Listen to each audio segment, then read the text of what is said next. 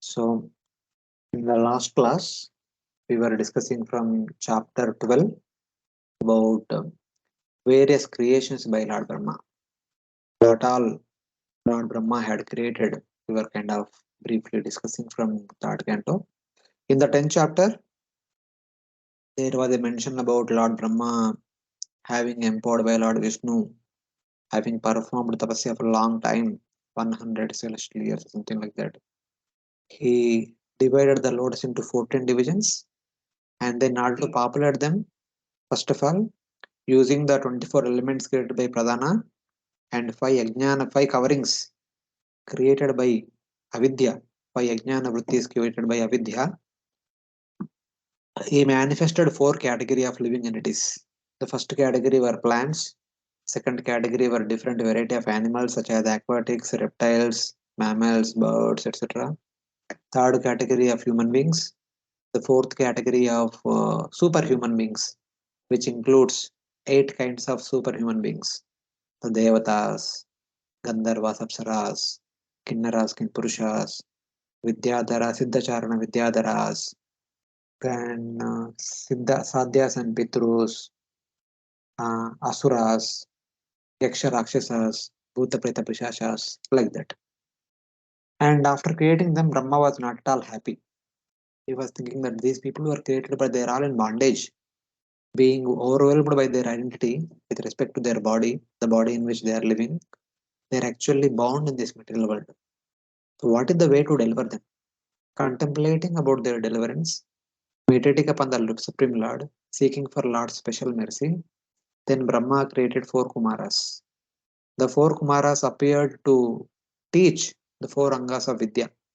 They appeared as the representatives of 4 Angas of Vidya: Jnana, Vairagya, Tapasya, and Ashtanga Yoga.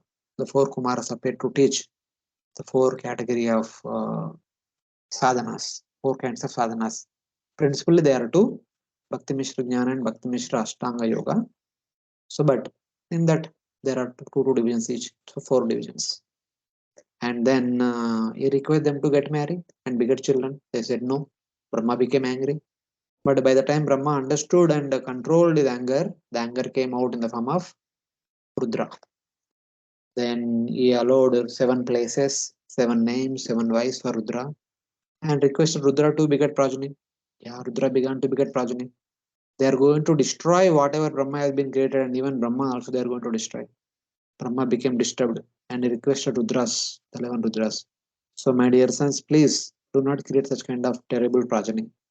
It is better you engage in tapasya. That will do good to you, good to the entire universe. So, following the instructions of his divine father Brahmaji, the 11 Rudras went to perform meditation, tapasya. And then Brahma again contemplated Supreme Lord in order to produce progeny who will do good to society, also beget children. The 4 Kumaras are there to do good, but they do not want to create. Rudras are there to create, but they are not doing good, they are destroying. So they want a good combination.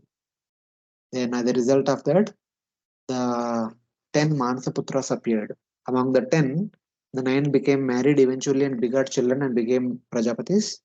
The 10th one, that was Narada Muni. So, like that, the 10 population were created. And of these 10, the 9 sons, the 9 Manasaputras appeared to teach Nishkama Karma Yoga to one and all. It is Nishkama Karma Yoga by which one develops uh, renunciation, one develops disinterest in the material enjoyment, and one develops attraction toward the spiritual emancipation, and one endeavors in the direction to attain liberation. That is the role of Nishkama Karma Yoga. So the 9 sons, Marichi, Atri, Angira, Pulasya, Pulaha, Kratu, Bhrugu, Vasishta, Daksha, these are the 9 Prajapatis. So they appear to teach Nishkama Karma Yoga. And finally, the 10th one, Narada appeared to teach Bhakti Yoga one and all. So in that way, the 6 limbs of Vidya appeared in the form of the 6 category of wonderful personalities.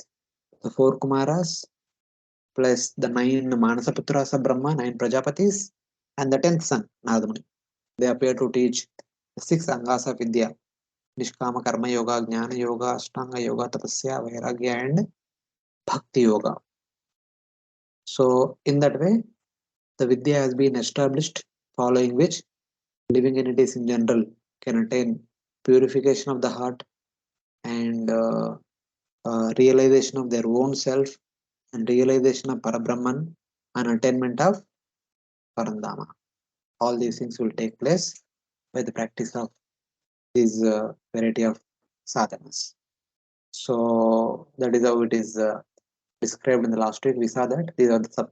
So among these 9 sons of Brahma and also many other sons and their sons, the 7 of them will become Saptarishis, who are the authorized representatives of teaching Nishkama Karma Yoga to one and all. And though these great sages and all supposed to stay in the Maharloka, Janaloka, Tapaloka, Satyaloka, but Saptarishis stay in Satsvargaloka, so that they are very near to us, the heavenly residents and earthly residents, so that they can teach all of us about the importance of practicing these sadhanas, so that we can have the purification of our heart and perfection, attainment of perfection. Because these processes are required both for human beings and also for superhuman beings. It is not that superhuman beings are exception. So they also need to practice sadhana. In that way, the Saptarishis and all these great sages, the great sons of Brahma, they're always roaming in Bhurloka, and Sargaloka, teaching one and all and what to do and how to do, etc. etc. This is their thankless service. And their lifespan is also like that of Brahmaji. They also live here for the entire tenure of Lord Brahma's and 1 day lifespans.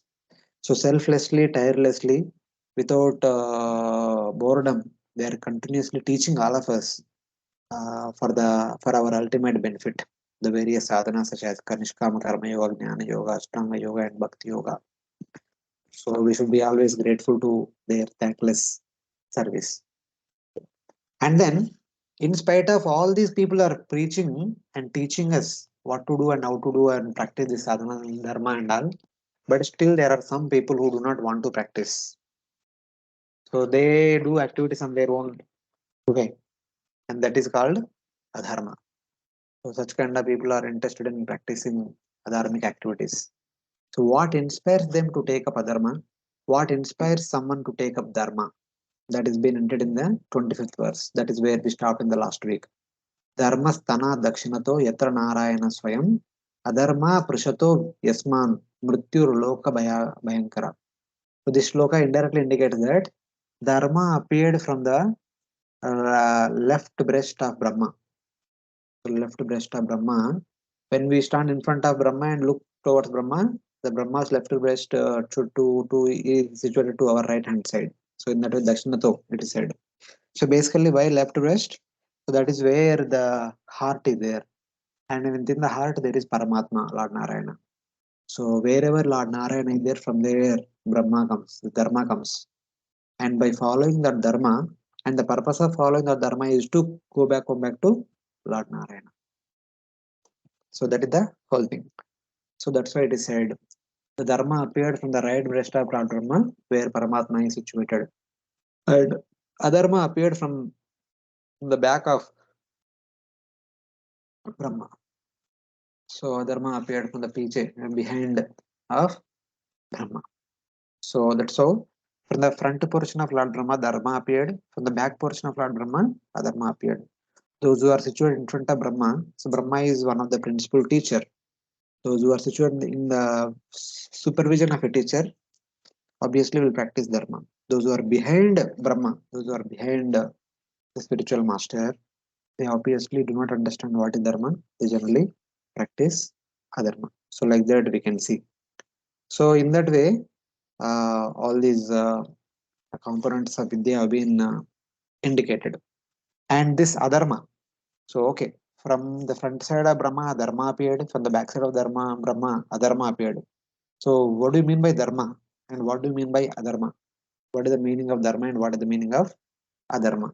That is explained in the text number 26. So someone please unmute and repeat after me. Rudikamo Brukrodo हृदि कामो ब्रुव क्रोधो Lobhaschadara dachatat लोभश्चाधरदच्छताद् आस्याद् वाक्सिन्धवो मेद्रान् आस्याद्वाक्सिन्धवो मेद्रान् निरतिपायोर् अगाश्रया. निरित्तिपायोरगाश्रया. Translation: Lust and desire became manifested from the heart of Brahma, anger from between his eyebrows, greed from between his lips, the power of speaking from his mouth, the ocean from his penis, and low and abominable activities from his anus, the source of all sins. Yeah, lust arose from Brahma's mind. Anger arose from Brahma's eyebrows. Greed arose from Brahma's lips. Speech arose from Brahma's mouth. Oceans arose from Brahma's penis. Death arose from Brahma's anus. So these words describe the appearance of factors which instigate adharma, such as lust. Hridi means in the mind, because the independent nature of the mind is it is impossible to uproot the lust that is situated there. Though anger and other items also arise from the mind, their place of becoming visible, such as the eyebrows, the senses, are mentioned here. So in the Bhagavad Gita, if you see, Lord Krishna says that Kama Esha Krodha Esha Rajoguna Samudbhava Mahashano Mahapapma Vidyenam Iha Vairinam. The greatest enemy in this world is Kama, which eventually transforms into Krodha.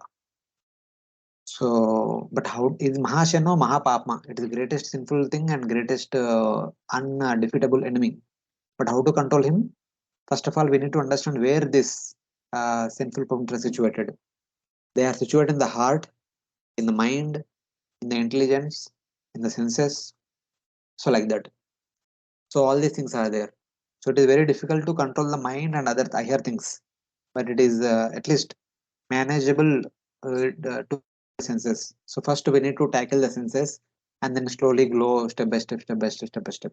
That's how one has to control this thing. That's why it is said that Hrudi Kramo, Bhruvo Krodha, Lopascha Adar Dachatat. So the karma is produced in the heart and then eventually it will manifest in the form of the external senses, Jnanendriyas and Karmendriyas. So by controlling the senses, one eventually can control the intelligence, mind, and consciousness. So in that way. Though anger and other items also arise from Brahma's mind, their place are becoming visible, such as the eyebrows are mentioned here.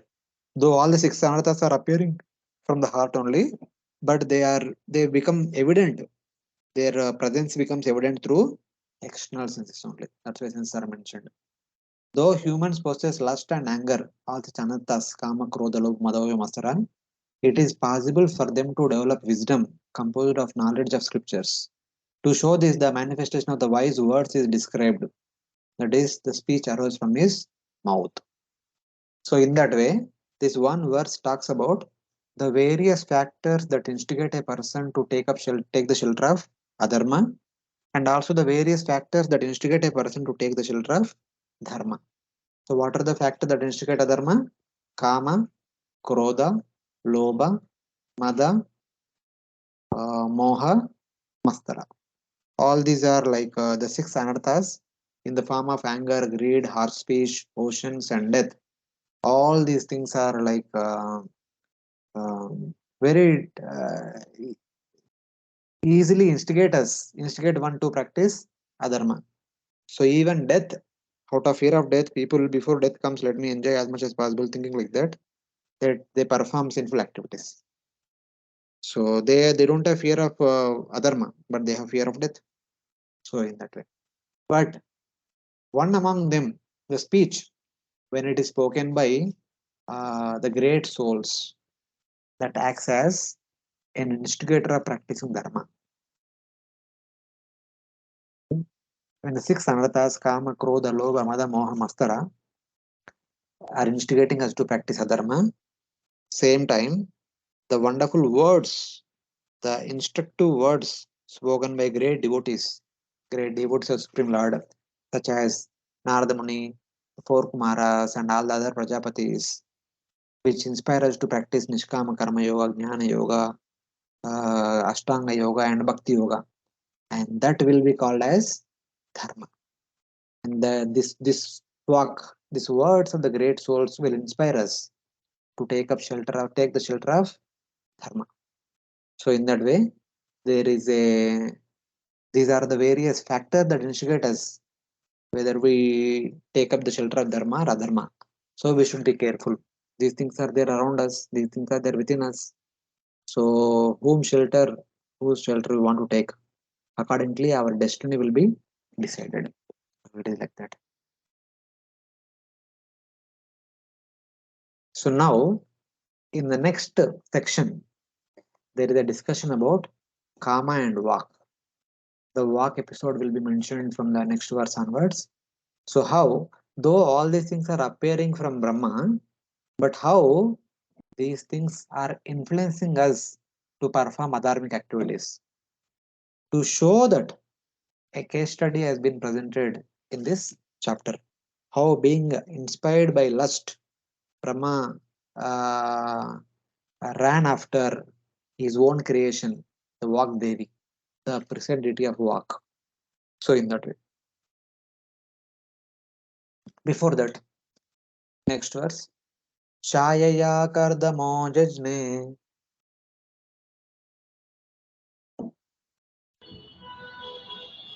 छायया कर्दमोजग्ने देवहूत्या पति प्रभु देवहूत्या पतिप्रभु मनसो देहसश्चेदं मनसो देहतश्चेदम् जज्ने विश्वकृतो जगत्.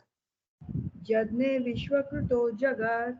Translation: Sage Kardama, husband of the great Devahuti, was manifested from the shadow of Brahma.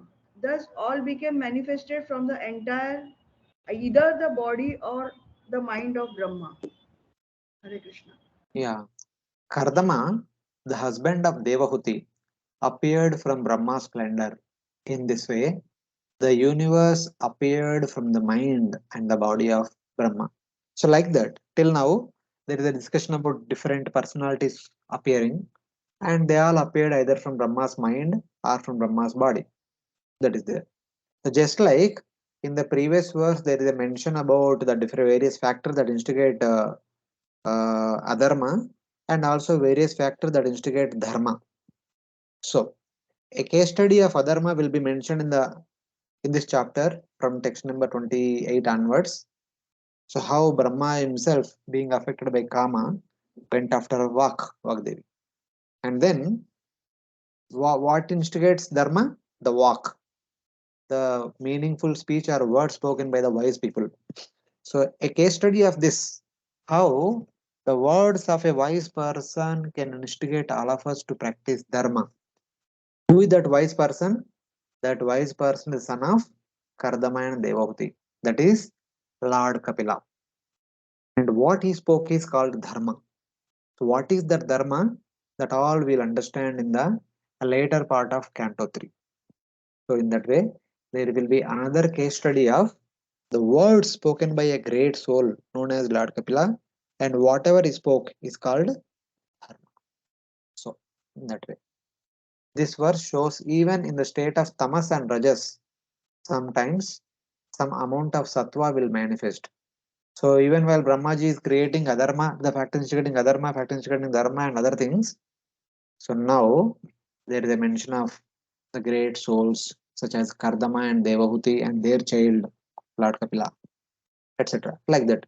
So Brahma's creation includes all aspects, dharmic aspects, adharmic aspects, and neutral aspects. Everything is there in that. So in that way.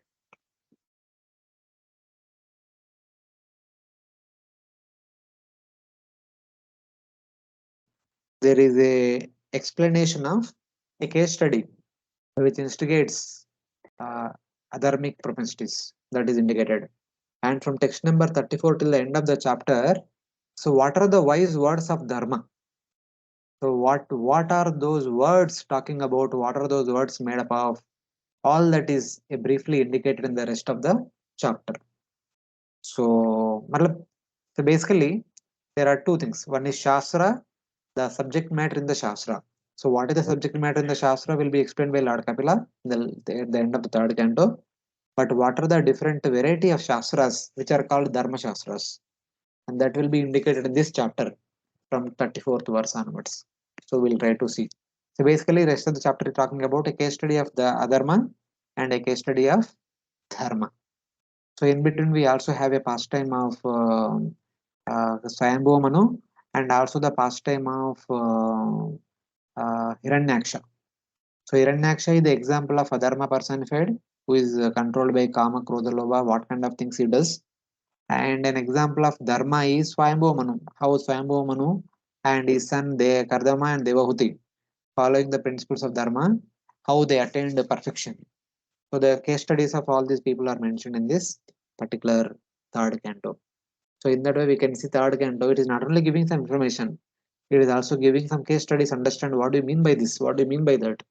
So in that way. So here Brahma himself is the case study of Adharma. Later on, Hiranyaksha is the case study of Adharma. And the case study of Dharma is Swayambhuva Manu, Kardama, Devahuti. And the teacher of that Dharma, one example of the teacher of Dharma is Lord Kapila. So in that way. In that way, we can see the whole third canto, how it gives us a complete understanding of what is what. So, before entering into this episode, any questions till now?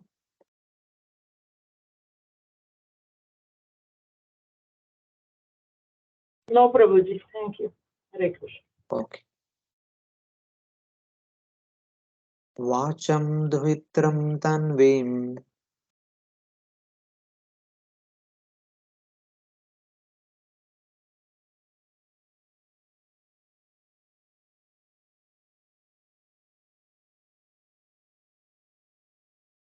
Hare Krishna, someone repeat. Vacham duhitram tanvim Vancham duhitram tanvim Swayambhur harati manaha swayambhu dharati manaha akamam chakamekshatta kamam chakame kshata sakama iti na shrutam. sakama iti na shrutam.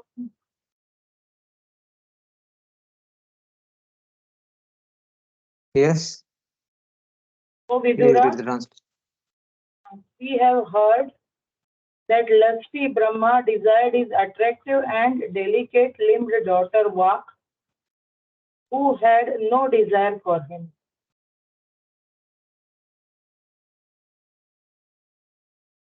So, now in this episode, Maitreya is very careful to speak about it. He says that iti na shrutam. We have heard it. It is not that I have seen it, I have witnessed it, and I am sure that it happened like that, not like that.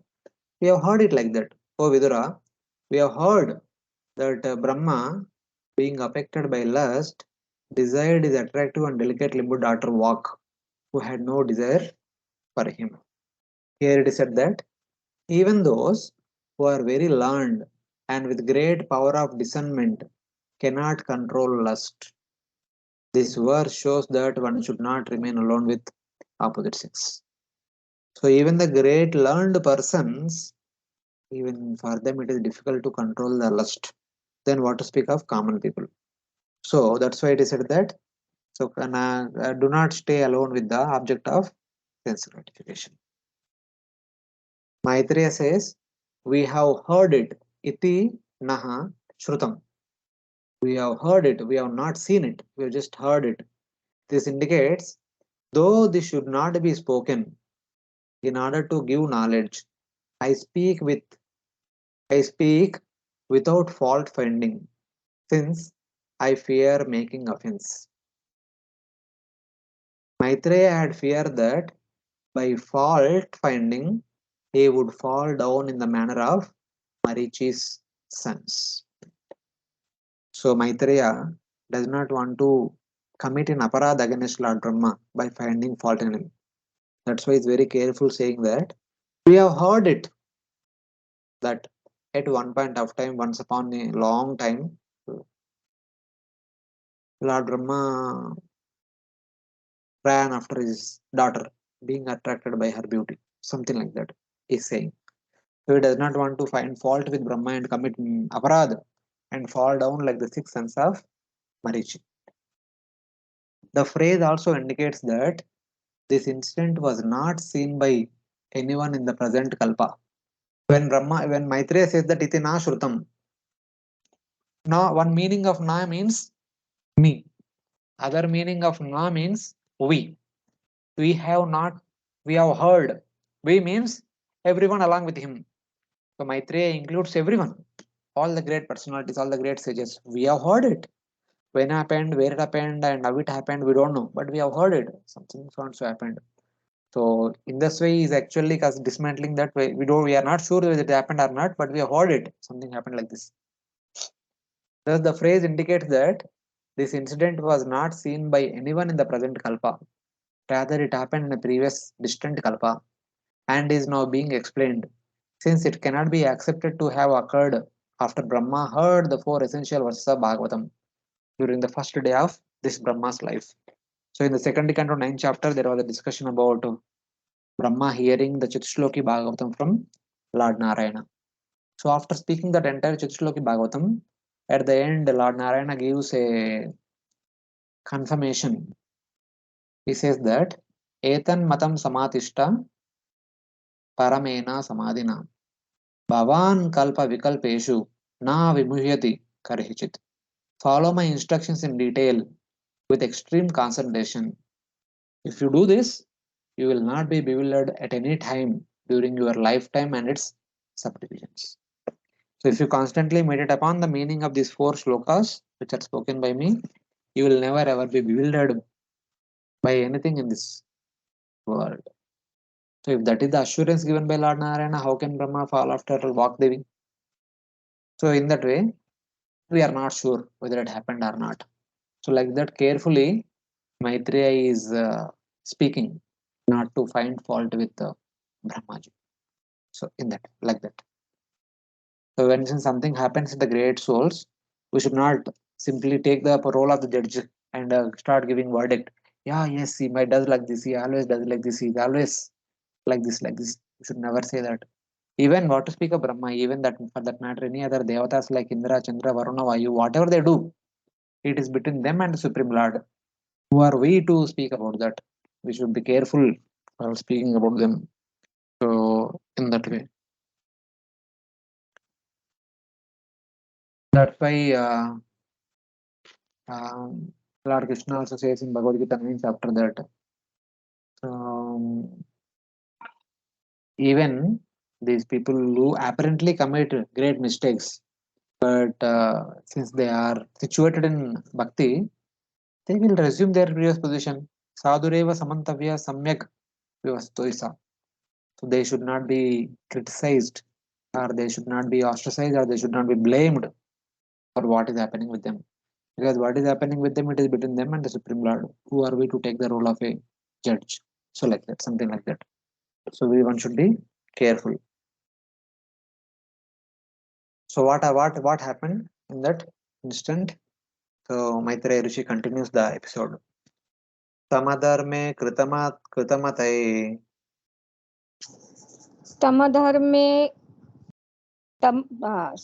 तमधर्मे कृतमात्मे vilokya pitaram suta विलोक्या पितरं सुतः marichi mukya munayo Marichi मुख्या मुनयो vishrambat pratyabodayan. विश्राम्भात् प्रत्ययोबोधयन्. Translation. Thus, finding their father so deluded in an act of immorality, the sages, headed by Marichi, all sons of Brahma, spoke as follow with great respect. Hare Krishna. So here Maitreya is continuing that. So at one point of time, we have heard that Brahma ran after his daughter, being attracted by her beauty or something like that. Seeing them, seeing their father having an inclination to do sin, Brahma's sons, the great sages headed by Marichi, gave him instructions out of affection. So, Brahma's great sons, such as Marishi, Atri, Pulahakartu, who appeared just now, some time back, they were looking at Brahma, and out of great concern and great affection for Brahmaji, they they spoke some words of consideration. So, in that way, out of friendship, since they were his offsprings, they instructed Lord Brahma, not because of anger and seeing sin. Or the meaning can be having faith that even the sins of great persons are not sins. The sons of Brahmaji gave instructions only out of fear of disturbance in the consequent population. This indicates that Marichi and others did not commit offense in speaking.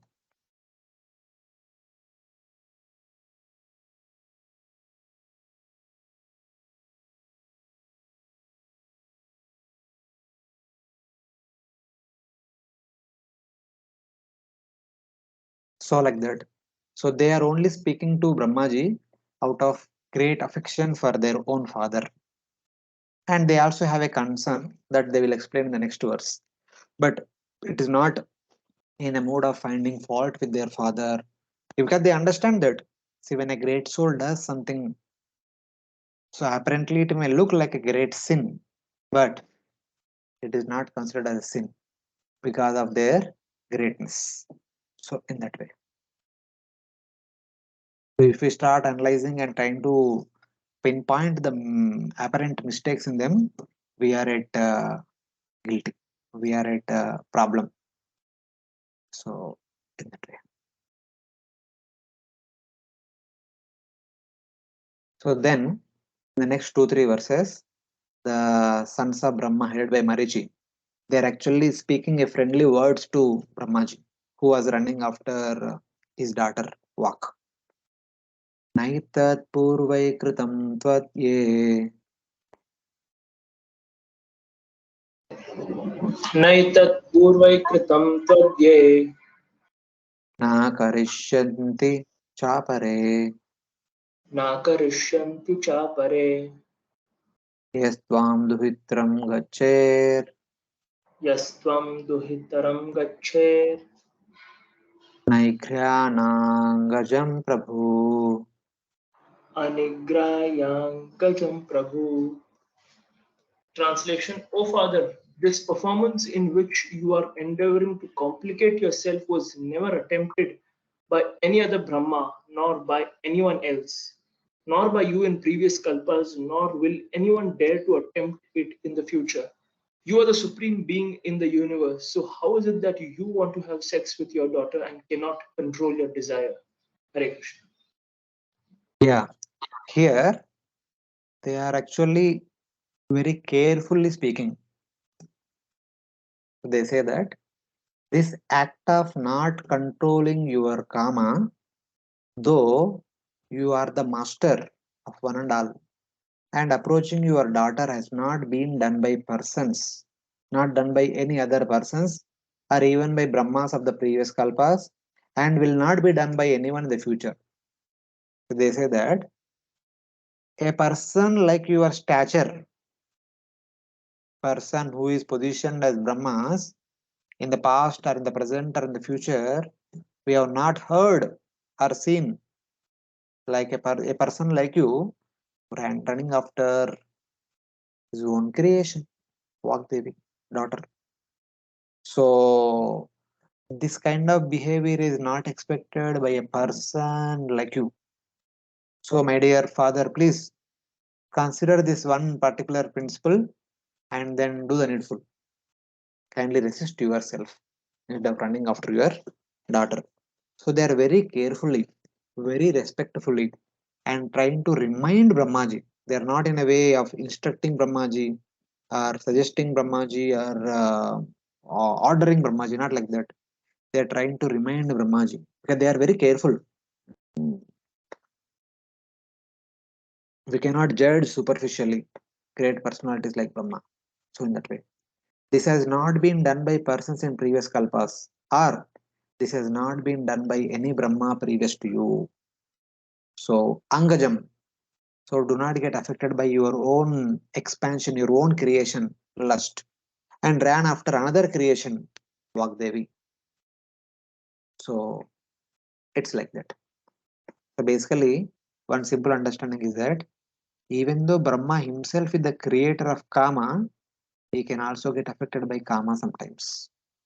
Because this material world, the anarthas are so dangerous things, they can bewilder anyone at any time.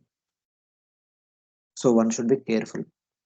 So this pastime indicates that even a personality like Brahma also can affected by this anartha, then what to speak of us who are nowhere comparable to Brahma. So we should be careful. That the whole the essence of this entire pastime is we should be careful. Instead of finding fault with Brahma, what is this? He's going after daughter like that. We should be careful that even the Brahma also can be affected by this karma. Then what to speak of us? So like that. That should be the essence. So then they further continue. They say that Tejiyasamapi etanna तेजीयपामयस्येतानां Sushlokyam Jagadguru श्लोकं जगद्गुरु Yadvrittam Manutishtam Vai यद्वृत्तम् अनुतिष्ठं वै Lokakshemaya Kalpate. लोकक्षेमाय कल्पते. Even though you are the most powerful wing, this act does not suit you because your character is followed by spiritual improvement by the people in general. Hare Krishna. O Guru of the universe, Jagat Guru, this act does not befit the reputation of those who have more power than others, because the population should derive benefit in following your conduct. So he says that a person like you, who is situated in a well-reputed position, a well-respected position, such kind of activities are not expected, because common people, the people in general, follow the manners, the good conduct set by the great personalities like you. Yadyat acharati shrestha tattat eva itarojana. So please consider this fact that you are in a great position and people of this world are looking at you how to lead their respective lives. So if you do this, the entire universe will follow in your footsteps and entire universe is put to ruination. So please consider that fact and kindly resist. So like that, they are telling. Though on your side, personally, this may not be a great disastrous thing, but from the standpoint of view of the world, since you are in a great position, people are looking up to you. You should not create such kind of confusion in the principle of dharma. So in that way, so shlokam means good reputation. Vrittam means conduct. Though receiving these instructions, Brahma did not become enlightened. Though hearing these words of his great sons, Brahma did not become uh, composed. Is still running after Vakdevi. This indicates that lust will not dissipate unless the Supreme Lord shows mercy. Remembering this, the sages then surrendered to Supreme Lord. The sages understood. Though we are trying to remind Brahma some words of wisdom, but it is very difficult that Brahma is not able to understand, decipher, and follow. So only the Lord can inspire Brahma from within the core of heart as Paramatma. But then they began to pray to Supreme Lord. So in the next verse, they will offer praise to Supreme Lord, and next to next verse, the result of that prayer will be indicated. Tasmai namo bhagavate Tasmai namo bhagavate य इदं स्वेन रोचिषा ya idam shvena rochusha आत्मस्थं व्यञ्जयाम् आसा atmastham yanjayam asa सधर्मं पातुमर्हति. sadharmam patumarhati. Translation: Let us offer our respectful obeisances unto the personality of Godhead, who by his own effulgence, while situated in himself, has manifested this cosmos. May he also protect religion for all goodness. Hare Krishna.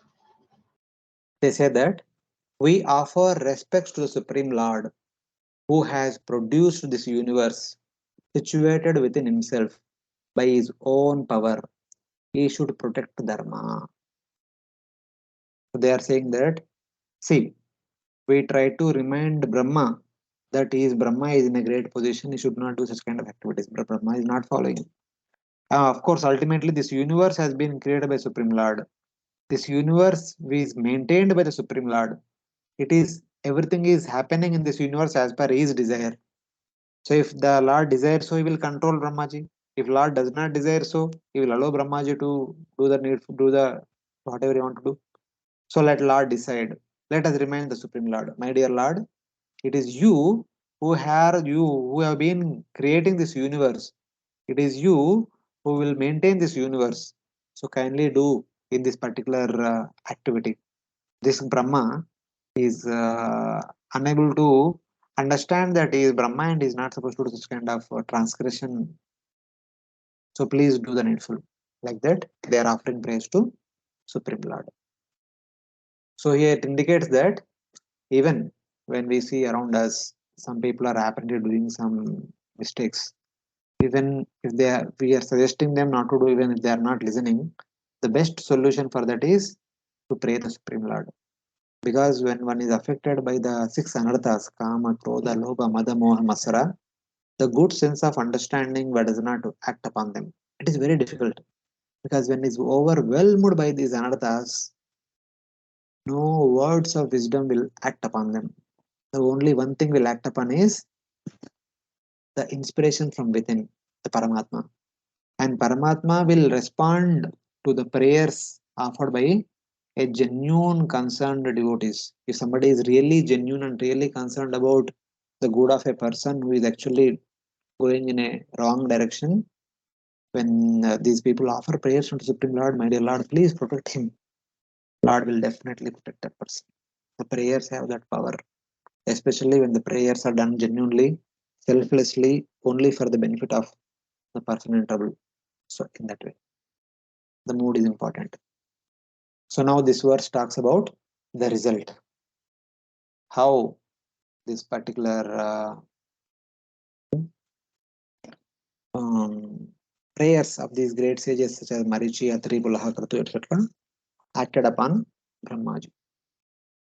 Sahitam Granata Putran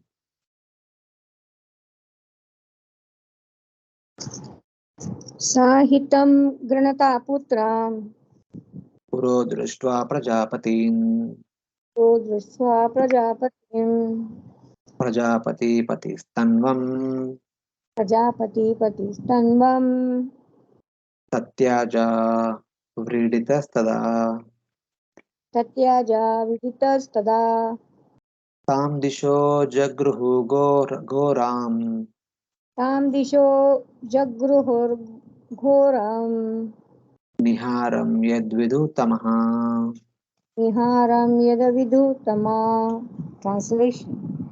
The father of all Prajapatis, Brahma, thus seeing all his Prajapatis' sons speaking in that way, became very ashamed and at once gave up the body he had accepted.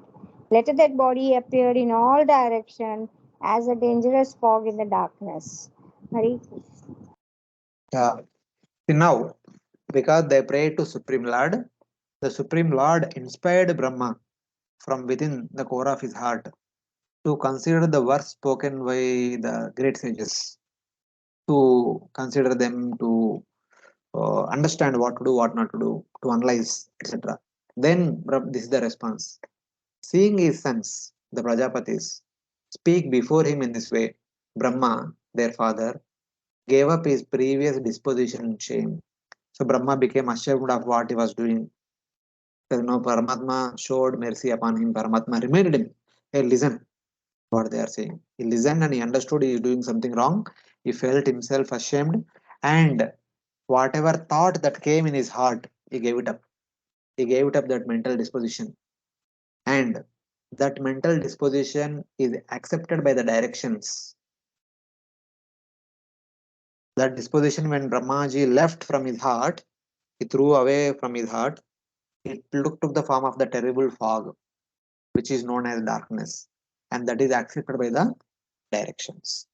So the understanding is that just like the six anarthas cover our knowledge, similarly, the terrible fog covers all the directions.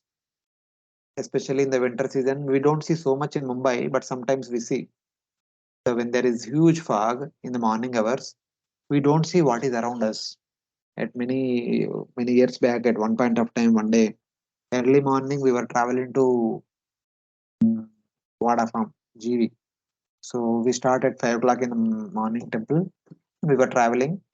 So after Godbandar, after crossing that flyover and all other things, in the road where there is a toll naga somewhere nearby that, all the vehicles were stopped. And we saw that one vehicle hit other vehicle hit other vehicle, like that. So many vehicles are hitting each other. The reason is the vehicles were going very fast because there is a lot of fog. They are not able to see what is there in front of them unless until they come very close, maybe within 10-15 meters area, they can't see. So those vehicles which are very fast, even though they put brake, but before their vehicle could stop, it hit the previous vehicle. Because some vehicles are at far distant, they were stopped to pay the toll tax. So behind the vehicles, when they came, they are not able to see the vehicle, they are not able to see the toll plaza also. They were hitting one after the other, one after the other. There no death, but there were some accidents and some people got injured also all the time. But the line went for some 15, 20 meters. The many 30, 40 vehicles are stopped in sequence. So this happens like that. The fog covers all directions. We can't see anything. Like that, the anarthas also cover our good knowledge, the good sense of understanding. So we can't understanding what is right, what is wrong. Then we commit sinful activities. So like that, this is similar simile. It is indicated as the. So but when Brahma gave up that bad mentality, the mentality of following after his own daughter, that took the form of fog. And even we see it fog around us, especially in the winter season, the fog comes so much. And especially in the northern hemisphere, the northern countries, they have a lot of fog. Fog comes in the cold areas. So in that way. Giving up his body indicates that the chief remedial measure for great sin is death. So Acharya said that when a person performs such kind of a great sin, so the solution for that is giving up that body. So for Brahma, he can't give up his body because his lifespan is that of 100 years. Since it is impossible for Brahma to die before his lifespan of 2 Varadas is complete, giving up his body means giving up a disposition. So in that way, the directions are covered with darkness even today. So that fog is we can see today also. So whatever fog we see is nothing but the transformation of Brahma's lust. So in that way we have to understand. So now the pastime. So while Brahma's sons Marichi and others are reminding Brahma of what to do, what not to do, but Marichi had 6 sons. They did not have proper understanding. They looked at their grandfather. They began to criticizing their grandfather Brahmaji, and they began to laugh at Brahmaji. What kind of Brahma are you? You are simply you can't control your senses. You are running after your daughter. What is this? Like there's something they said because they found fault with Brahmaji.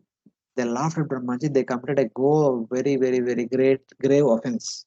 As a result of that, immediately they fell down from the Maharloka, Janaloka, Tapaloka, Satyaloka, wherever they are. They fell down from there and they took birth as the sons of Kalanemi.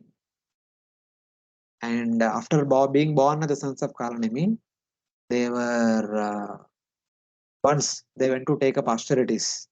Kalanemi was the son of Hiranyaksha, Hiranyakashipu's younger brother, So they went to perform austerities to become Amara. Lord Brahma appeared. Brahma asked, what do you want? They said, we want to become Amara. You can't become Amara. You tell something. You can ask for immunity from others. And they said that we can be killed by we cannot be killed by anyone else except our own father. Because they have complete faith on their father that their father is loving them so much, their father will never kill them. They said, no, we cannot. No, we can only be killed by our father, otherwise, no one else should kill us. Brahma said, okay, Tadasu. They went back. When they went back, Hiranyaksha received them nicely, but Hiranyakashipu became angry. Why, in my presence, you still want to perform tapasya to become Amaras? I am Amara. I can protect you. When I am there, why do you have to do all these things to become Amara and all? When I am there, I can guarantee you that all of you will live for rest of eternity. So like that, Hiranyakashipu was overconfident about it. Then he said, since you pray to Brahma that you can only have death from your father, I will curse that you will be killed by your father, and also not only once, you will be killed by your father again and again. So eventually, at some point of time later on, Kalanemi himself killed the six of his sons. So again, eventually they were born as the six sons of Devaki, and Kalanemi appeared as Kamsa, and the same Kamsa again killed the six sons of Devaki, who were actually in his previous life his own sons. Because of the curse of Hiranyakashipu, these six personalities are killed by Kalanemi two times by their own father. And then eventually by drinking the breast milk of Mother Devaki, which were Mahaprasad milk of Lord Krishna, they were delivered and they went back to Tapaloka or Satyaloka, and they resumed their position as the sons of Marichi. So one should be careful that when this happened, this pastime happened might be at the beginning of the day of Brahma, and they are delivered recently, the seventh Manvantara. That long they are bound in this material world, in the lower species. So in between, you don't know how many lifetimes they appeared and how many times they were killed by their own father and this and that and all that, we don't know. But this is the repercussion of that finding fault with the great soul. So we should be careful. So it is like that. So this is how one example or one case study of being affected by one of the six anlatas, how a person, even like a person like Brahmaji also can be bewildered, is indicated here. Yeah. All of you are able to follow? Any questions? Yes, Prabhuji. Hare Krishna, Prabhu. Hare Krishna. Prabhu, you just said that Kalinemi appeared as Kamsa. Yes. This relates to another time frame, or how is it, Prabhu? Because there is one, even Jay and Vijay, they appeared as, I mean, one of them appeared as Kamsa, right? No. Jaya Vijaya appeared as Hiranyaksha, Hiranyakashipu for the first time, Ravana, Kumbhakarna second time, and Shishupala, Dantavakra third time, not Kamsa. Oh, They appeared as Shishupala and Dantavakra. okay. Thank you, Prabhu. Yeah, it's like that. Any other devotees have any question? No, Prabhuji, thank you. Okay. Kadachidhyayata Shatru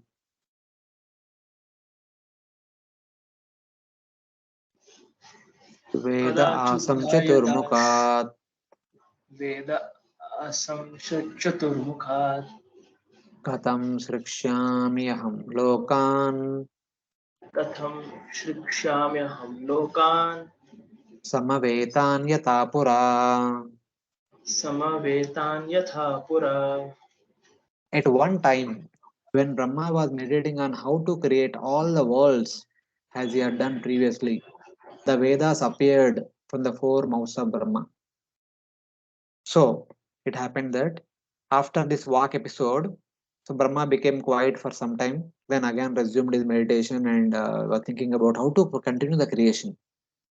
So then, how to continue the creation in such a way that all the people will lead a civilized life, a sane conditioned life, not like a immoral lifestyle. So then, as he was meditating like that, the four Vedas appeared from his four mouths. It is said, the status of powerful controllers is not harmed by any apparently audacious transgression of morality we may see in them, for they are just like fire which devour everything fed into it and remain unpolluted. So, in connection to Brahma's episode, the walk episode, even a great personalities, when they do something, we should not find fault with them because they are all like fire. So, anything goes into fire, good and bad, it is consumed by the fire. Dharma व्यतिक्रमो दृष्टा ईश्वराणां च साहसां तेजीयसां न दोषाय वह्ने सर्वभुजो यथा.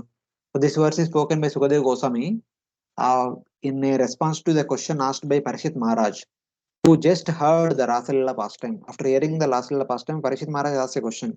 The people of Kali Yuga might question Lord Krishna's activities, that how can Lord Krishna dance with the wives of other men? The people might question that. So in answer that, Sukadeva Goswami says that one should not worry that okay. He said that dharma vyatikramo drishta ishvaranam cha sahasam tejya samna doshaya vahne sarva bhujoesha. The great souls are like fire. Whatever they do, they themselves will consume them. But we are on the opposite. For us, whatever we do, that is like fire, and that activity will consume us. In the case of great souls, they are fire. They can consume good and bad. But for us, whatever activity we do, that activity is like fire, and that can consume us. So in that way, we should be careful when we do something. So that is the understanding. Thus, one should not worry that Brahma was contemned for being attracted to his daughter. To express this, the power of Brahma is described in this verse. His position will be described later in this chapter. Later on in this chapter, it is said that at the end of this chapter, it is said that Shabda Brahmasmanas Tasya Vyakta Vyaktat Atmana Paraha Brahma Vabhati Tato Vitato Nana Shakti Upabrahmita. It is said that the Supreme Lord, who is impersonal Brahman for some and personal Bhagavan for some, filled with various Shaktis, makes his appearance as Brahma, whose body is composed of the Vedas, Vedamaya Purusha, which is audible sound as Vaikar and inaudible sound as Om. Brahma Avabhati Nana Shakti Brahmita Vyakta Vyakta Mana Paraha Shabda Brahmatmanas. So Brahma's personality is made up of Shabda Brahma. That means four Vedas. So the appearance of the four Vedas indicate that now the new Brahma, after this particular meditation, after freed from that walk episode, when he sat and meditated on Supreme Lord, his personality is made up of the Vedas. He has become Vedamaya Purusha. So now on whatever he does is according to the Vedas. So it is indicated that why the four Vedas appeared from him. Thus, meditating on how to create he had done previously, the Vedas appeared. This means that the complete method of creation exists in these Vedas. By consulting the Vedas, he could follow the order of the Lord to carry out the creation with ease. So for Brahma, his service is to do creation. He can do it following the Vedas. For others, they need to lead a life of religiosity that can be done by following the Vedas. So Vedas can guide us in all respects in order to create, in order to maintain, in order to attain perfection. All such great instructions can be obtained by referring to the Vedas. And the Vedas made their appearance from Brahma's four mouths. So, in that way, in order to guide one in all aspects of one's life, the Vedas made their manifestation through Brahma's four mouths. So, now everything is set for motion. So that we have the Vedas as the guiding principle for every activity. For Brahma, even for Brahma, the Vedas are guiding how to create. For all the other entities, the Vedas are guiding us how to lead our lives. And for all of us, including all the way up to Brahma, the Vedas will guide us how to come back to Godhead. So everything is there in the Vedas. So in that. Now we'll get into details. So what are the details? What is there in the Vedas? How are they going to guide us? What kind of guidance they are going to give us?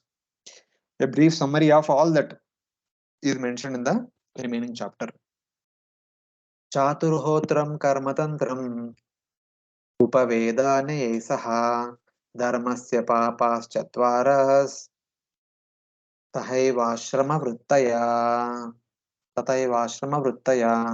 Someone read the translation? The four kinds of paraphernalia for conducting the fire sacrifice became manifest: the performer, the chanter, the offerer, the fire, and the action performed in terms of supplementary Vedas. Also, the four principles of religiously truth, austerity, mercy, and cleanliness, and the duties in the four social order all became manifest. Hare Krishna. So what all we understand from Vedas? These things. The actions of the Hota, Udgata, Advaryu, Brahma priests, the various types of sacrifices, the four parts of Dharma, Satya, Saucha, Tapa, Daya, the four ashramas and four varnas appeared from Brahma's four mouths. So what do the Vedas talk about? How to perform different kind of fire sacrifice. What all contents within the fire sacrifice? Hota, Udgata, Advaryu, Brahma. And what are the different kinds of sacrifice that we need to perform? And what are the principles of Dharma, Satya, Saucha, Tapa, Daya? And what are the four activities of the four ashramas? And what are the activities of four varnas? All these things which are required for our survival, for our purification, for our perfection, everything is there in the Vedas. Chaturhotram refers to the actions of the Hota, Udgata, Advaryu, and Brahma priests. So, in order to perform any yajna, we need to have four kinds of priests who need to perform four kinds of different activities. Or only one priest is there, he will do four activities. That is also possible. But in generally, separate priests will be there, they will do four different kinds of activities in the case of big sacrifices. Karma Tantram means profusion of sacrificial activities. The ashramas and occupation varnas appeared along with the Upavedas and scriptures and logic. So in that way. So in two verses, it is said that the Vedas appeared and different subject matters in the Vedas also manifested. The Vedas talk about all the subject matters like that. It is briefly indicated. So Vidura does not keep quiet. He said that please tell in detail. What do you mean by this? What do you mean by Karma Tantram? And what do you mean by Chaturhotram? What do you mean by Karma Tantram? What do you mean by Upavedas? What do you mean by Nyaya Shastras? What do you mean by Dharma Shastras? And four pathas of Dharma, four kinds of Varnas, four kinds of Ashtamas. What do you mean by all these things? Can you elaborate about all these things? Can you please speak about them in detail? Like that, he will ask a question. In answer to that, Maitreya Rishi will elaborate all these things in the rest of the chapter. Vidura Uvacha Vai Vishwasrujam Isho Vedadin Mukato Srujat Yad Yad Ena Srujat Devas Tanme Bruhi Tapodana. Please read the translation. Vidura said, "O great sage, whose only wealth is penance, kindly explain to me how and with whose help Brahma established the Vedic knowledge which emanated from his mouth." O wealth of austerity, Tapodana, O Maitreya. Brahma, the Lord of the universal creation, produced the Vedas from his four mouths. Please tell me which Veda Brahma produced from which mouth. So in summary, you said that they appeared from four mouths. So which mouth produced which Veda, which mouth produced which ashrama, which varna, which karma? Can you please tell about all these things? So Maitreya is responding. Maitreya Uvacha Rug Yaju Sama Adarvakyan Vedan Purvadi Birmukai Shasram Ijam Shri Stoma Prayaschittam Vyadakramat. Please read the translation.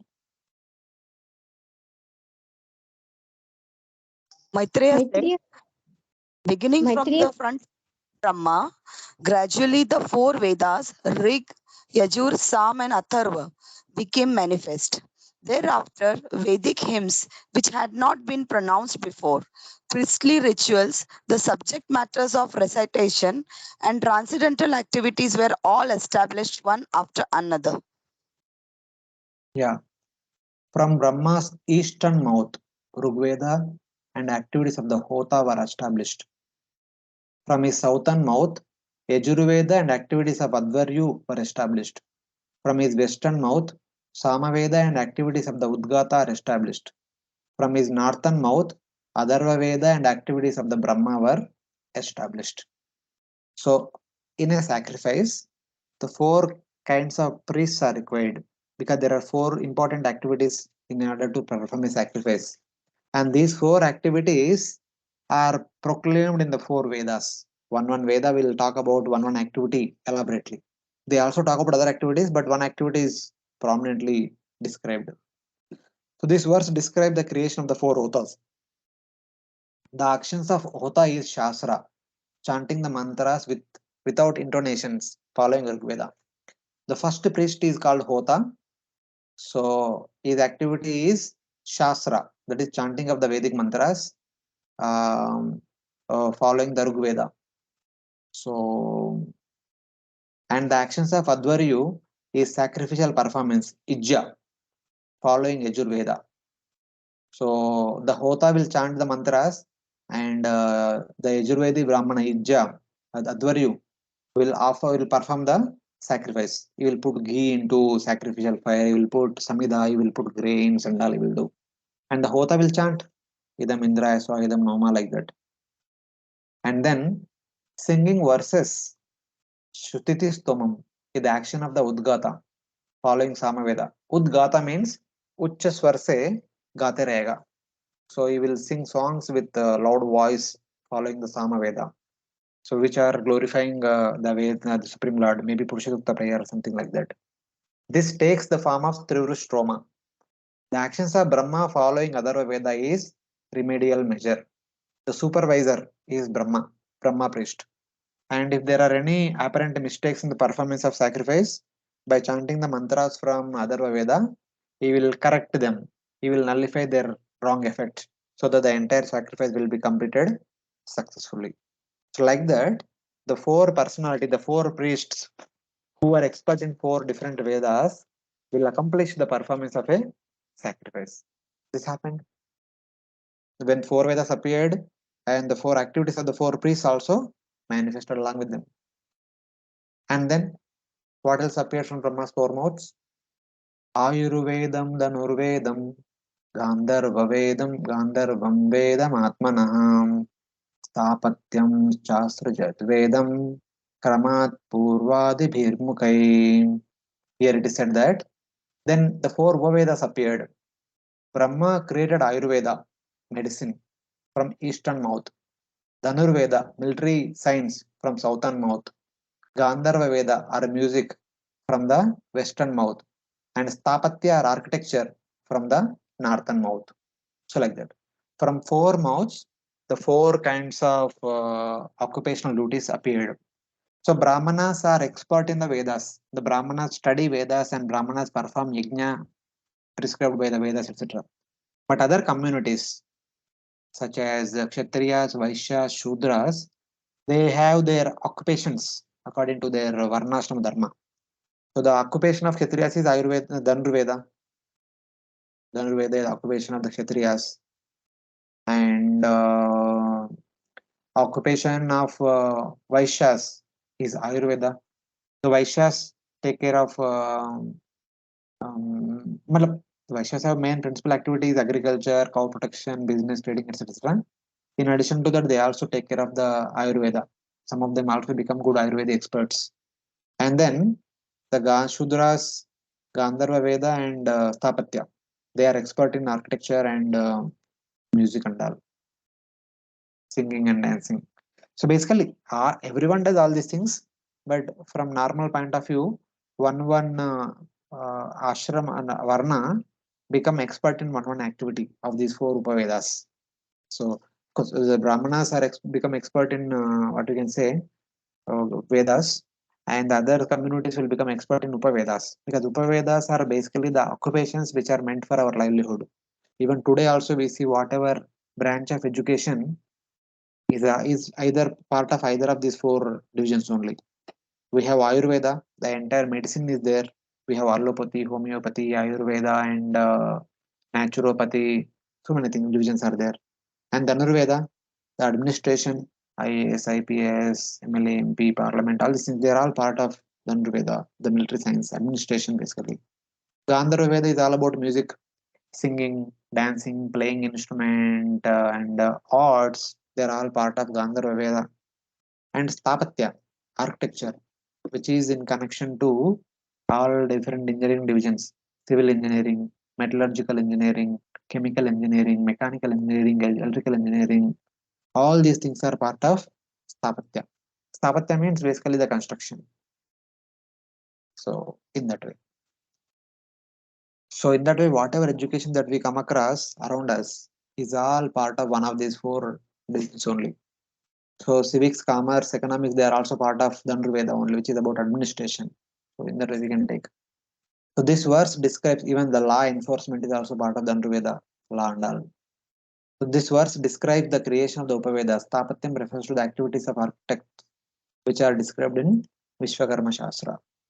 So, in that way, the Brahmanical activities are indicated by the manifestation of four Vedas.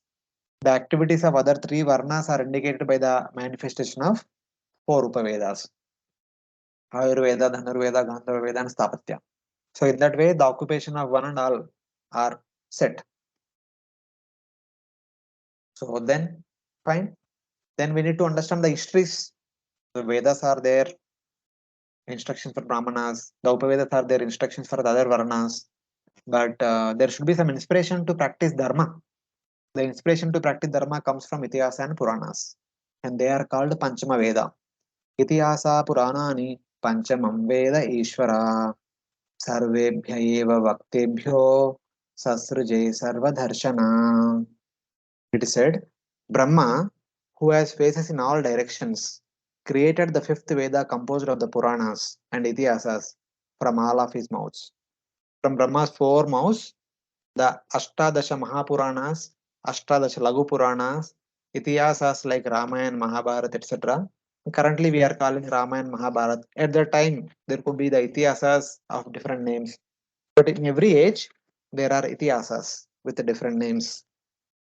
So all such things, historical accounts, are appeared from Brahma's four mouths.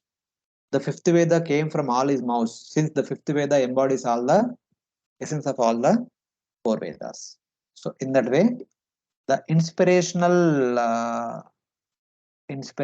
historical texts such as Puranas and Itihasas, they all manifested from Brahma's four mouths together.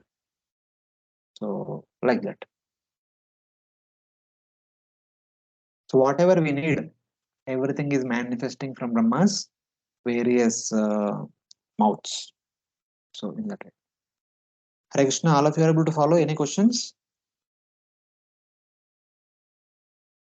Yes, Prabhuji, we are able to follow. Other devotees? Yes, Prabhu. Yes, Prabhu. No, Prabhuji. Okay, thank you. So we have few minutes and we have few verses thought of completing. So that's why I'm only reading. I'm not taking all of you to 2 minutes only. I don't know. 55 verses are there. We are at 15 verses. We'll see whatever we can cover. Shodashi uktau purvavaktat purishi agnishtuva ata aptoryamatirismatiratrau cha vajapeyam sagosavam. Someone read the translation?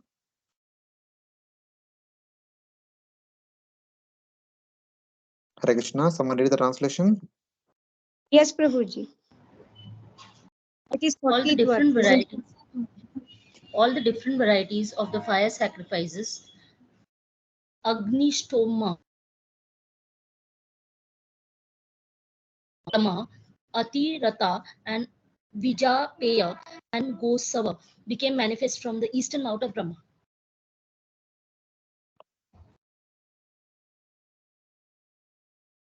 said that Shodashi and Utka recitations for sacrifices appeared from Brahma's eastern mouth. Preparations for the fire and Agnishtoma sacrifice appeared from his southern mouth. Aptoryama and Atiratra sacrifice appeared from his western mouth. Vajapaya and Gosava sacrifice appeared from his northern mouth. So there are many sacrifices, but among them, 8 fire sacrifices are very important. And these 8 special sacrifices appeared from Brahma's 4 mouths. Two from 2 different 4 mouths appeared. So we may not be so much familiar with the sacrifices, what they are and all. But if you read Ramayana and Mahabharata, we get to their names. So and so king performed so and so sacrifice, etc. Some king performed Agnishtoma sacrifice, some king performed Gosava. Gosava means Gomeda Yajna. It's like that. And Vajapaya means horse sacrifice. We hear in Ramayana Mahabharata horse sacrifice always, and Gomeda sacrifice also sometimes. So like that.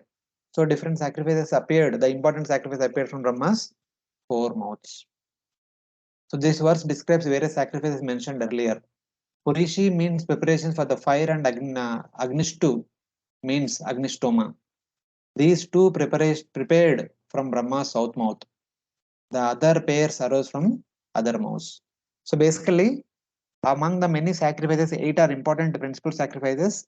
They made their appearance from Brahma's 4 mouths. They appeared, matlab, along with all the prescriptions, what to do and how to do, what kind of mantras to chant, the full procedure, everything made their appearance in the Vedas. So that is the understanding. Because for those who are interested in performing sacrifice, they should know what to perform, when to perform, where to perform, how to perform. All these details are prescribed in these Vedas. Vidyadhanam tapasatyam dharmasyeti padani cha ashramaschayata sankyam asruja sahavrittibhi. So here it says that the 4 padas of dharma appeared from Brahma's 4 mouths, and next couple of verses will talk about 4 ashramas and 4 varnas. That is also indicated. So what are the 4 padas of dharma? Knowledge means vidya. From knowledge comes purity. Dhanam, charity. From charity comes mercy. Tapa, penance. And Satyam, truth. So in the first canto of Bhagavatam, we heard that the 4 pillars of dharma is Satyam, Saucham, Dhaya, Tapa. Satyam is there, Tapa is there. But Saucham and Daya are not directly mentioned. Saucham is connected to Vidya and Daya is connected to Dhanam. How? We'll see in the notes. Knowledge, charity, penance, and truth are said to be the 4 legs of the religion. And to learn this, there are 4 orders of life with different classifications of occupations according to vocation. And Brahma created all these in systematic order. So if we need to understand and follow the 4 pillars of Dharma, so we need to follow Varnashram Dharma. So that also is indicated. Regarding purity, the Yajnavalkya Smriti says, from knowledge of the Supreme Lord arises the highest purity for the Jiva. Thus, knowledge can be acquired with purity, can be equated with purity. So we become pure when we understand the purpose of life. Unless until we understand the purpose of life, we don't want to remain pure. Otherwise, what is the need of being pure? Since we have understood somehow coming in close proximity with the devotees of ISKCON and we have read Prabhupada's books, we understand that purpose of human life is to go back home, back to Godhead. For that, we need to follow 4 regular principles, and these 4 regular principles are keeping us pure. So in that way, the knowledge is equal to purity. In knowledge, we try to maintain purity. Charity can be equated with mercy, since it can be said, Bhutabhaya Pradhanasya Kalam Narhati Shodasim. Those engaging in pious acts alone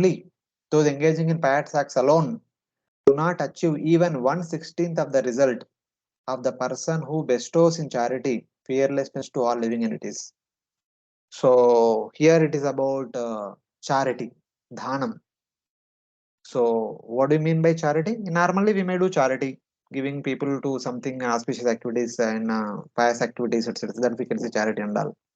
But the benefit one can accrue by performing this normal pious activity is not even comparable to 1/16th to that activity of bestowing fearlessness to a person. What do you mean by fearlessness?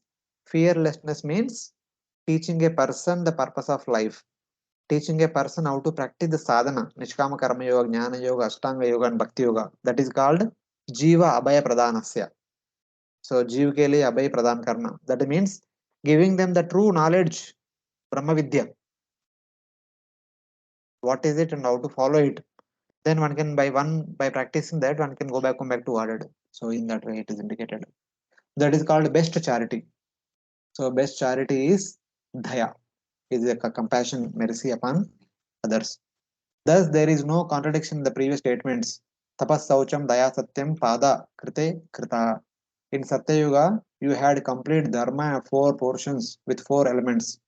Tapasya, Saucha, Dhaya, and Satya. This is in the first canto. Parishit Maharaj was talking to bull personified dharma. So, so the 4 pillars of dharma appeared from Brahma's 4 mouths. And how we can practice them? We can follow them, we can implement them by following Varnashram system. So what are the Varnas, what are the Ashramas are indicated in the next verses. Savitram Prajapatyam cha Brahmam chatta Brahattata Varta Sanchaya Shalena Siloncha iti Vaigrihe. There are 4 types of brahmacharya known as Savitra, Prajapatya, Brahmana, and Bruhat, and they appear from Brahma's 4 mouths. And there are 4 Varnas for householders.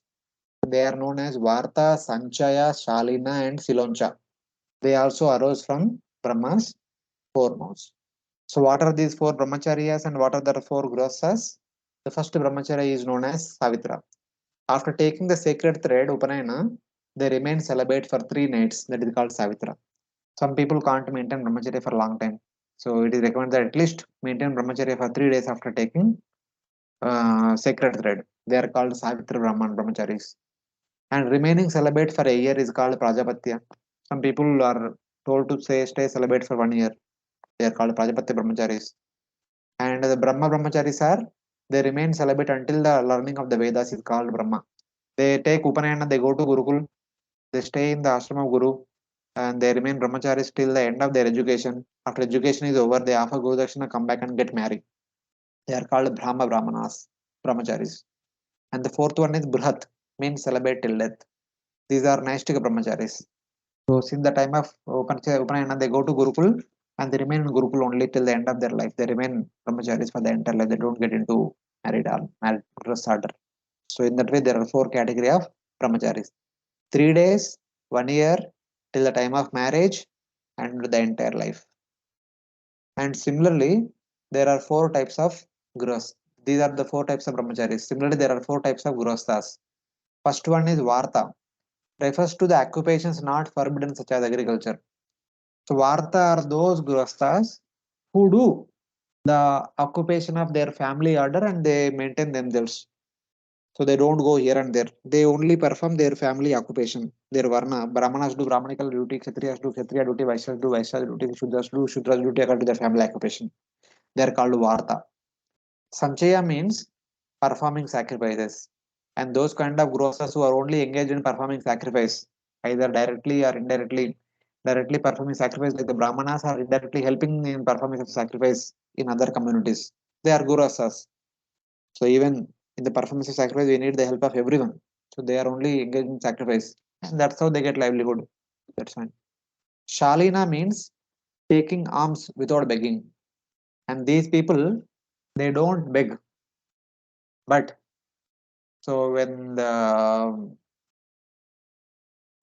some charities are given, they'll go and take the charity without being begging in themselves. Wherever the charities are offered, the free booths, charity booths are offered, they go and take it from there. Such kind of like that they maintain themselves. They are called Shalina. And Silonchana means taking the fallen grains on the field. These are some kind of grosas. They don't even go to charities. They simply go to field. If something is fell on the ground, they take it and they use it for their survival. But in those Vedic lifestyle, Even in the field also they would get sufficient amount of things for their livelihood. So they don't have to worry. But nowadays situation is entirely different. We may not relate to these kind of things nowadays. So these are the four ways the grihasthas lead their life. So in that four category of grihasthas.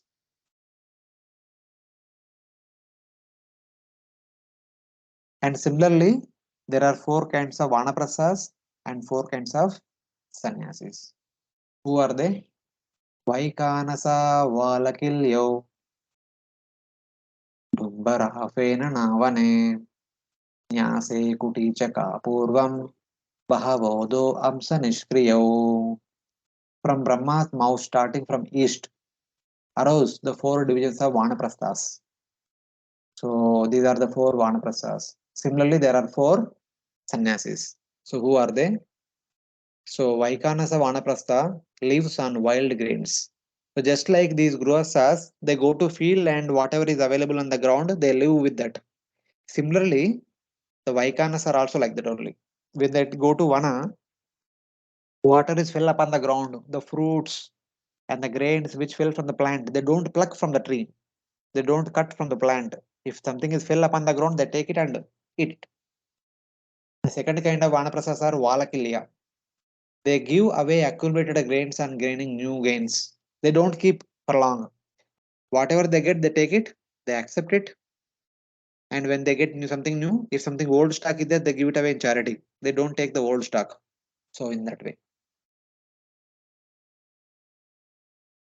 The Audumbara lives of what he acquires by walking in the direction he sees and getting up in the morning.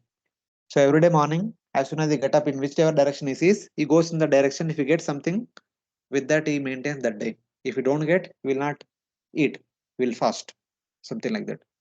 In the fourth category of Vanaprastha, leaves of grains or fruits which have naturally fallen on the ground.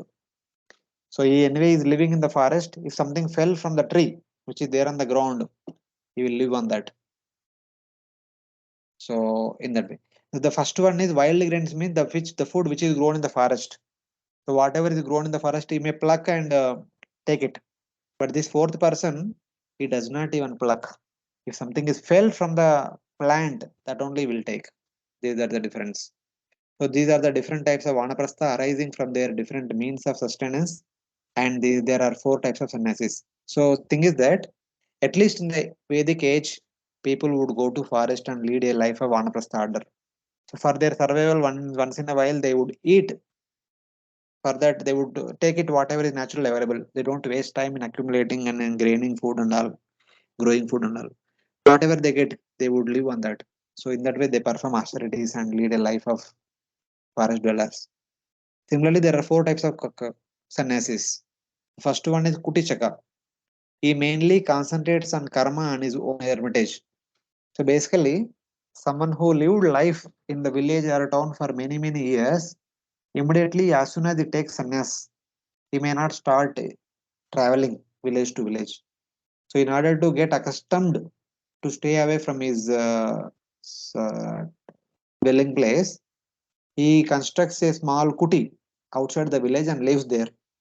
And he takes care of the garden and all around the kuti and all. Small, small things he would do. And his family members or some villagers would come and give him some food. And he would eat and remain peaceful.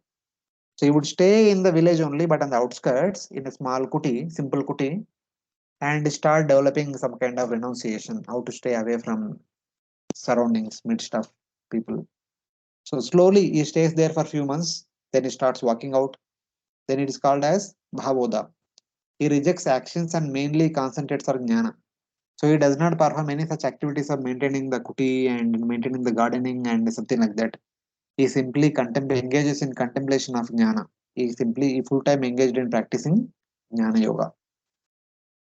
And he keeps walking from place to place. He does not stay at one place. And third person is Hamsa. After practicing Jnana Yoga, now he is completely realized. He is self-realized. He is on the Brahmabhuta platform. Such kind of Brahman person is called Hamsa. And then the fourth category of sannyasi is Nishkriya. He attained realization. He is not only Brahmabhuta platform, he is also Paramatma realized. The third one is Brahman realized. The fourth one is Paramatma realized. He is ready to attain perfection. He is ready to go back to spiritual world. So in that way, the four brahmacharis, four kinds of grahasthas, four kinds of vanaprasthas, four kinds of sannyasis, traditionally they are called with these four different names. And these are all manifested from Brahma. These are all helping us or indicating us how to lead our life while living in this world, while living in the society around us. So in that way, the later type in the list are superior to the previous one. So here in the previous verse also, here four brahmacharis are there. As you go, the fourth brahmachari is superior to third one, is superior to second one, is superior to first one. Because he's only do 3 days brahmachari, 1 year brahmachari, guru up till marriage brahmachari and lifetime brahmachari. Similarly, the four grosas are also, he is performing occupational duty and is performing sacrifice only, and he is only accepting the charity and living, but a simple living. He don't have to worry about accumulating so many things. If something is getting, you may say that he's a lazy person. He's not lazy person. He's actually intelligent person. He's using his life for the spiritual practices instead of spending time in earning wealth and all. So in that way. And Siloncha means taking fallen grains in the field. He's already in the renounced order. He's not even taking anything from city. He's only taking from the field. So in that way. Similarly, the four kinds of vanaprasthas and four kinds of sannyasis. The order is gradually in the incremental order.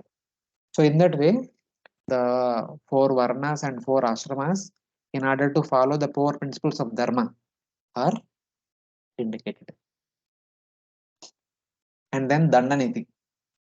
So what are the principles of law enforcement, law and order, the governing principles? They are mentioned in this verse. Anvikshikitra दण्डनीतिस्तथैव च एवं व्याहृतश्चासन प्रणवो हि यस्य दहृता. Here it is said, logic, Vedic knowledge, occupational livelihood, and law enforcement arose from his four mouths. Bhu, Bhuva, Swaha, and Bhu, Bhuva, Swaha arose from his four mouths. Om arose from his heart. So logic and other types of knowledge arose from Eastern and other mouths in succession. The first four items starting with logic represent moksha, dharma, kama, and artha. What the four things mentioned in this verse are indicative of dharma, artha, kama, moksha. The four purusharthas. We follow the Vedic culture, we follow the varnashrama system in order to follow or in order to accomplish dharma, artha, kama, moksha. So how do we accomplish these four things? Dharma we accomplish by understanding the Vedic knowledge. That is called Tayi Vidya. The Vedas talk about the different activities in three modes. Trayi Vidya means the activities in the mode of goodness, passion, and ignorance. And we raise our consciousness from ignorance to passion, passion to goodness, and perform all the activities. That is called the accomplishment of Dharma. So then next one is Artha. Artha is Dandaniti, law enforcement. So basically, our economic development is governed by, so economic development is required doesn't mean that you can earn any way you want. It should be done in a proper, honest means. And that is governed by law enforcement. That is called Dandaniti. Dharma, Artha, Kama. And Kama is Varta, different variety of occupational livelihood. So Kama is all about the desire is to purify our heart. The purification of our heart is possible by the practice of different varnashrama duties. Basically, ashramas are already mentioned. This Varta refers to Varna duties, our Varna occupational duties. Brahmana, Kshatriya, Vaishya, Shudra, whatever occupations we are supposed to do, all those activities we are supposed to do, with the desire to purify our heart. The Kama indicates that. Finally, Moksha. Anvikshaki represents Moksha means, Anvikshaki means logic. Basically, logically we should understand that the purpose of human life is to attain perfection. So that is Atato Brahma Jignasa. So somehow or other, now we have come to human life. The human life is meant to attain Brahma Jignasa. The human life is meant to attain perfection. The human life is meant to attain moksha, meant to go back to Godhead. So in that way, the four Purusharthas made their appearance from the four mouths of Brahma. Moksha appeared from the eastern mouth, Dharma appeared from the southern mouth, and Kama appeared from the western mouth, and Artha appeared from the northern mouth. So in that way. Vyahritaya means individual words Bhu, Bhuva, Swaha and their combination. Bhu, Bhuva, Swaha. These four arose from his four mouths. From eastern mouth appeared Bhu, from southern mouth Bhuva, western mouth Swa, and northern mouth Bhu, Bhuva, Swaha. The four virginal words made their manifestation from Brahma's four mouths. And then Om also appeared from Brahma's heart. Thus, Ashvalayana Shruti says, Vyahriti means the individual components and the combinations. The fourth item can be Maha.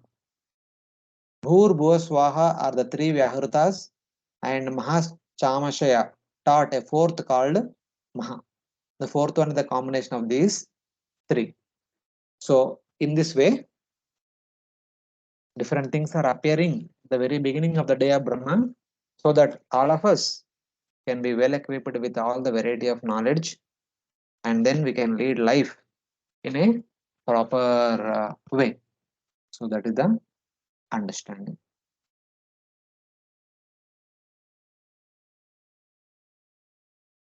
So yeah, please tell me, it is already late, 1:10, 1:12 lore.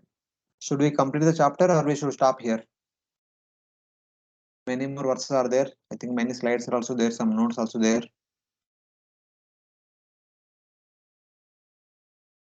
Hare Krishna, anyone respond? Can we stop over here? Yes, Prabhuji, we can do it next time. Okay. Even if few slokas are left, we can take an exam, Prabhu, if you say so. So next week. So that's what I thought, because next week, since it is Dasara week, I thought we'll have exam. So, Yes, Prabhu. So whatever. So Yeah. maybe there are only about 10 verses are there. The 10 Yeah. verses are talking about the manifestation of the alphabets and all. Even if they are in one question, So all of you can study and Prabhuji- write in the exam. But in the next class, we will discuss about Yes. them also.